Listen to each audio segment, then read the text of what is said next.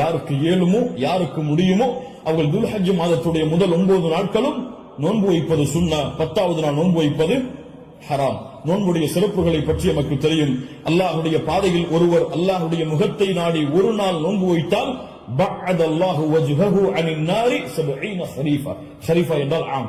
அல்லாஹ்வுடைய தூதர் ஸல்லல்லாஹு அலைஹி வஸல்லம் சொன்னார்கள், அல்லாஹ்வுடைய பாதையில் அல்லாஹ்வுடைய முகத்தை நாடி ஒருவர் ஒரு நாள் நோன்பு வைத்தால் அல்லாஹ் ரப்புல் ஆலமீன் அவருடைய முகத்தை நரகத்தில் இருந்து 70 ஆண்டுகள் தூரமாக்குகிறார். அல்லாஹ் அக்பர். அல்லாஹ் ரப்புல் ஆலமீன் அந்த பாக்கியத்தை நமக்கு கொடுப்பானாக.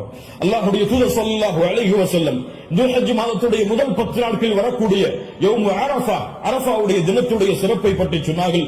மா மின் யௌமின் அக்ஸர மின் அய்யுஅதிகல்லாஹு ஃபீஹி அப்தன் மினன் நார் மின் யௌமி அரஃபா. அல்லாஹ் ரப்புல் ஆலமீன் அதிகமான நரக விடுதலையை கொடுக்கக்கூடிய நாள் அது அரஃபாவுடைய நாள் தான்.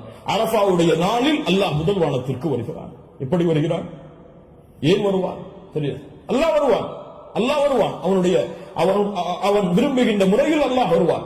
என்ன செய்வான்? கேட்பான், மா இவர்கள் எதை விரும்புகிறார்கள்? மா அராத ஹாஉலா, இவர்கள் எதை விரும்புகிறார்கள்? வேறொரு ஹதீஸிலே அல்லாஹ் ரப்புல் ஆலமீன் அங்கே கூடியிருக்கக்கூடிய எல்லோருக்கும் அல்லாஹ் மன்னிப்பை வழங்குவான்.